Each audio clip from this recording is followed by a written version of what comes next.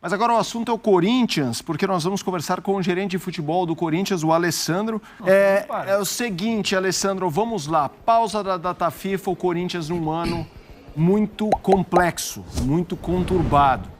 O que essa pausa traz de respiro para processar o que está acontecendo e projetar um segundo semestre diferente, já que a gente tem janela e tudo mais. O Corinthians tem possibilidade de se reforçar para a sequência do ano? Para o que ocorreu, para esse estado atual hoje do Corinthians, as mudanças são bem significativas, mas que elas só serão elogiadas e vistas quando se alcançar um título, como quase ocorreu na temporada passada, ou se nessas próximas competições que estamos em plena disputa, o clube se colocar numa posição diferente, que, convenhamos, não é uma posição do Corinthians estar assim tão próximo de uma zona de rebaixamento. É natural que esteja nas quartas de final, mas almeja muito mais, respeitando sempre o próximo adversário, no caso o América Mineiro. Lamentavelmente fomos eliminados da Libertadores da América e bastante claro que perder 2 jogos em casa dificilmente te leva a uma classificação. E tem aí a possibilidade da Sul-Americana e continuidade no campeonato internacional. Então a gente segue trabalhando bastante, falando um pouquinho e pegando o final da tua própria pergunta sobre contratação, é o que o torcedor mais quer ouvir, né? O torcedor não quer falar de gestão, de boas práticas, de processos, de departamentos, de ordem financeira, pelo menos alguns deles, né? Mas a gente tem trabalhado também nessa janela, bastante otimista com relação a Matias Rojas. Existem outros nomes sendo trabalhados com a comissão técnica e que a gente espera também, dentro do que for possível, e justo para o clube de uma maneira geral, trazer para fazer parte do nosso elenco, que na minha visão é um elenco extremamente competitivo, e eu não tenho dúvida nenhuma que os nossos atletas e o nosso corpo técnico mostrará isso ao longo do segundo semestre, que está muito próximo de iniciar. Bueno. Alessandro, prazer falar com você, ter a sua participação aqui no F90.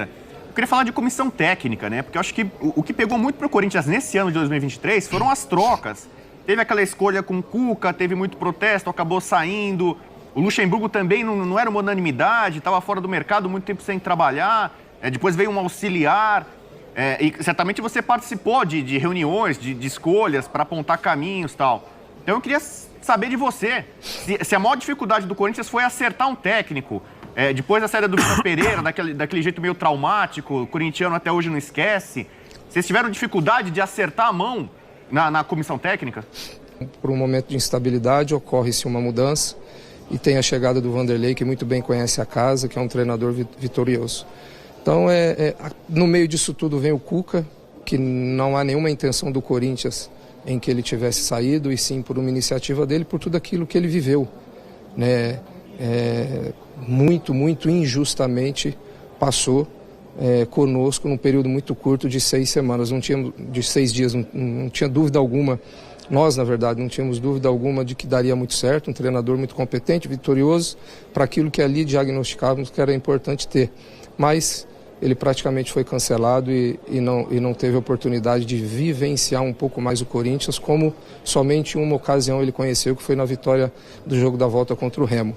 Ali ele realmente conheceu o que é ser Corinthians, uma vitória espetacular, onde ele montou todo o plano estratégico, decisões de quem começaria, a mudança ao longo do jogo e a vitória depois.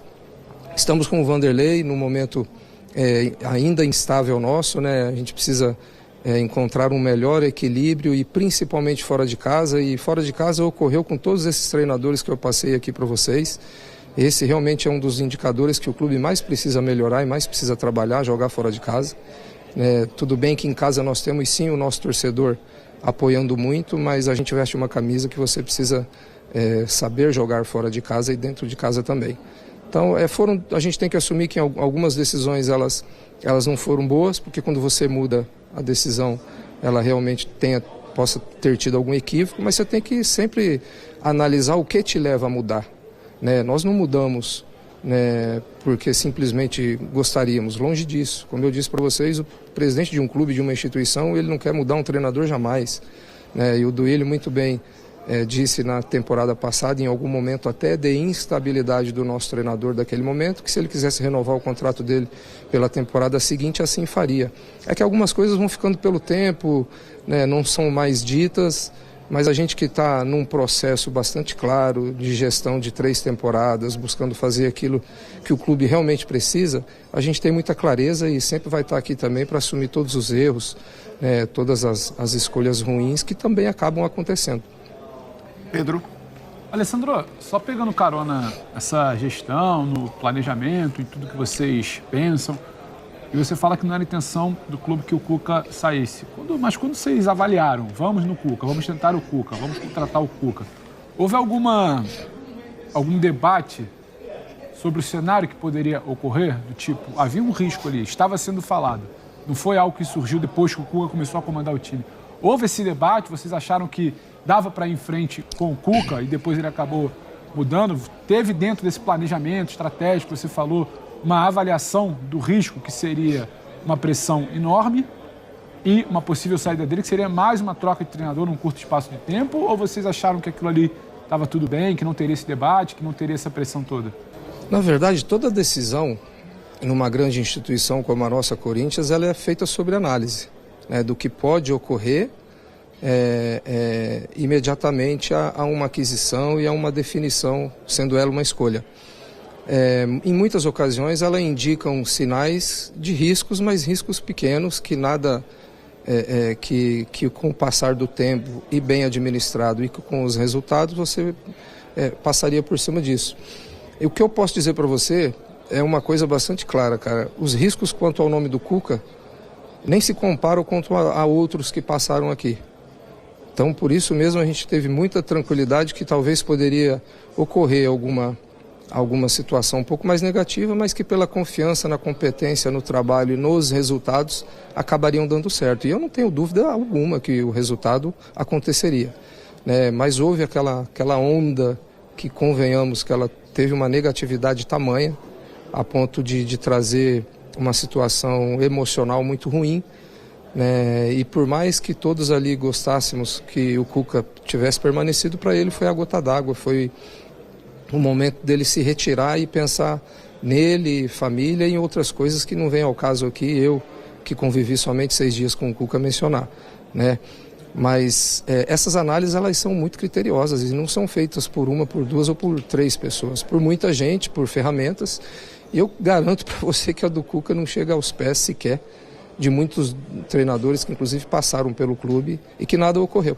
Não, beleza, eu só quis deixar claro porque, obviamente, o caso Cuca ele envolvia muito mais o extracampo do que a capacidade como técnico do treinador. Pois não, Zé Elias? Boa tarde, Alessandro. Tudo bom? Sou o Zé Elias. Prazer estar falando com você. Mas de mais nada, um forte abraço.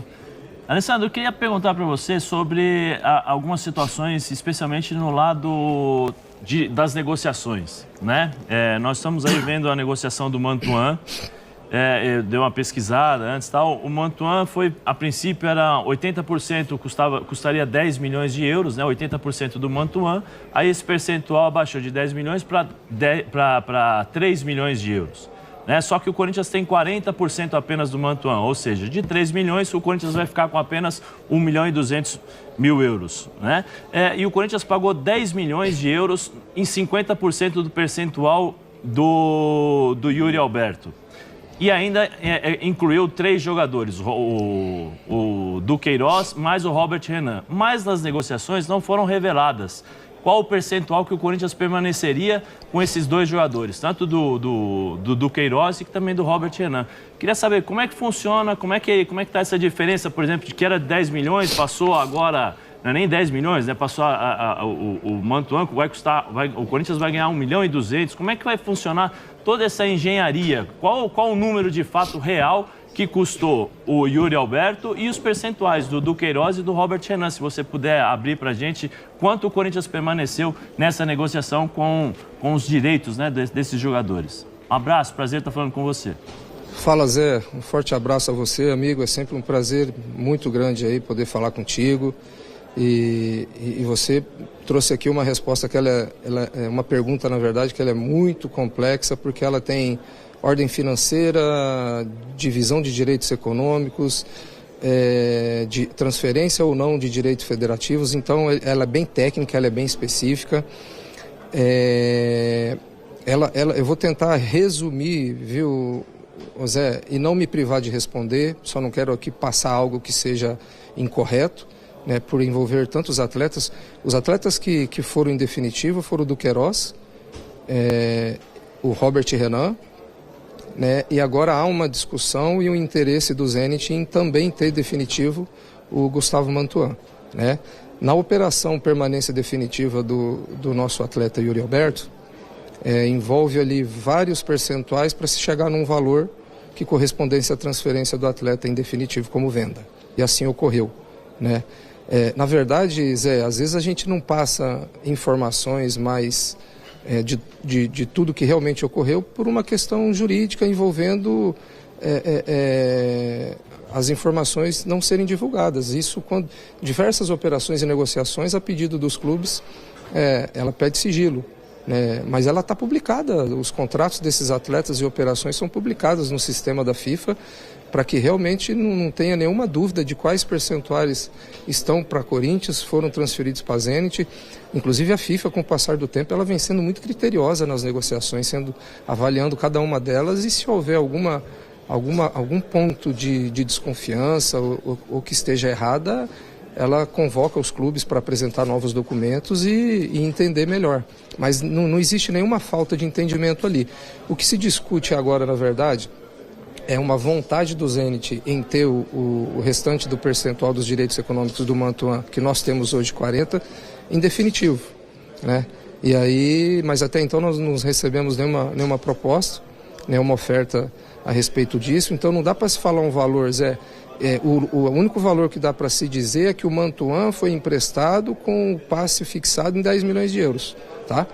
Depois já não existe mais esse valor como opção, porque o percentual se reduziu, e se o Zenit quiser hoje contratar em definitivo o atleta Mantuan, ele tem que fazer uma oferta sobre os percentuais que o Corinthians tem. Lembrando que o direito federativo, né, ele está sobre a instituição Corinthians, então o Corinthians negocia e tem o poder de negociar esse atleta. Bom, eu sei que nosso tempo está esgotando, a gente está recebendo aqui você tem também aí, né, a história do... Vou jogar para você, Pedro, a história do... Nosso departamento do digital está acompanhando a entrevista deste momento do Júnior Moraes ao podcast do Denilson. Isso, só para... Manda aí, Zé. Manda aí, Pedrão. Só porque aquela declaração acabou sendo um pouco mais forte, fez barulho, e o Júnior também deu a versão dele. Quando você chama o Júnior Moraes de mentiroso e covarde. E aí ele rebate, não entrando muito em polêmica ou devolvendo ataque, mas ele fala, olha, eu cumpri as minhas obrigações do começo ao fim. Não entendi por que desse ataque pessoal. Queria se você pudesse explicar se tem algum motivo, se você mantém o que você disse sobre mentiroso e covarde, até para esclarecer quais foram os motivos exatos e por que ele não entendeu, que a torcida poderia entender um pouco melhor acaba sendo um pouco dessa guerra de versões. E até, Alessandro, para você comentar, eu vou ler as aspas literais. Ele disse, ele pode me criticar por não ter feito gols, por não ter sido uma grande contratação, até aí faz parte. Agora, falar do pessoal, falar de coisas que não são verdade, passou do limite. Eu cumpri com a minha obrigação no começo ao fim. É só que ele não entendeu o porquê da questão do covarde e mentiroso. Posso, Alessandro, o Zé Elias, posso passar o que foi passado? É o seguinte, você tomou essa atitude, né, de falar porque vocês estavam conversando, né, de forma amigável, e ele, de forma, né, sem avisar vocês, foi lá e entrou na justiça de forma clandestina, entre aspas, escondida de vocês, sem comunicar, e vocês receberam a intimação de forma... ficaram surpresos com isso. É isso? Claro. Bom, primeiro a minha declaração, vocês me conhecem, longe de ser tão duro com algum profissional, eu posso utilizar várias palavras aqui e elas serem palavras respeitosas a ser tão fortes como aquelas duas que eu tive que colocar, porque eu me senti daquela forma. Eu como gestor que num belo dia, 2 horas da manhã, depois do telefone da minha doutora, de uma ligação da nossa médica, olha, o Júnior está com o Moraes, está no hospital tal, eu falei, me passa o endereço que eu faço questão de olhar o que está acontecendo com o atleta, eu quero acompanhar nesse momento. E saí do lado da minha esposa para 2 horas da manhã entrar num hospital com ele, para ficar com ele por horas, junto com o meu enfermeiro e junto com a doutora Ana. Mas dou esse exemplo e dou os 3 últimos exemplos que foram reuniões minhas com ele, né, por iniciativa de ambos os lados, para tentar chegar a um consenso e a uma rescisão amigável, para justamente o Júnior sair dali como um cara de caráter, de ter tomado a melhor decisão, não conseguiu entregar bons resultados dentro do campo e por uma escolha técnica de não sequência no clube, vamos então chegar a um consenso, tem a proximidade de uma janela, assim você fica livre para decidir o seu futuro. E se o juiz que recebeu o pedido daquele processo, ele aplicasse o sigilo, que foi o que as partes do Júnior solicitou, no dia seguinte ele estava no CT conversando comigo para uma quarta reunião. Então, para mim, isso basta. E tudo tem um limite, né? Eu vou ser sempre muito fiel a tudo que eu estiver ouvindo e escutando do outro lado. Quando me provarem ao contrário, eu preciso falar e me manifestar como assim eu me manifestei. Então, foi realmente isso. Em 3 ocasiões, depois de apresentar planilhas para ele de tudo aquilo que envolvia os valores a uma rescisão, eu chego no CT e vejo uma matéria no Globo.com. Eu peguei o processo que o meu departamento jurídico recebeu e mandei por WhatsApp para ele. E não obtive resposta até agora do Júnior, porque provavelmente naquele dia eu iria novamente chamá-lo para uma conversa para saber se a gente seguiria para uma rescisão ou não. Então, assim, tudo diferentemente daquilo que eu conversei por horas em 3 ocasiões, ele estava fazendo o contrário. E não é contrário ao Alessandro, é contrário à instituição. A instituição que abraçou ele quando ele veio num momento muito difícil, pessoal da vida dele. A instituição que acreditava muito que ele pudesse, dentro do campo, defendê-la ao nível que essa instituição de mais de 35 milhões de torcedores merece. Então, assim, não tem nada pessoal. Tem o Alessandro, que é gerente, que ocupa uma posição de defender a instituição e estava, naquele momento, recebendo informações completamente contrárias ao que ele e o advogado dele faziam fora do CT. Então, foi por esse único motivo que a minha manifestação foi um pouco mais dura e que eu lamento muito que tenha ocorrido, mas ela é muito verdadeira.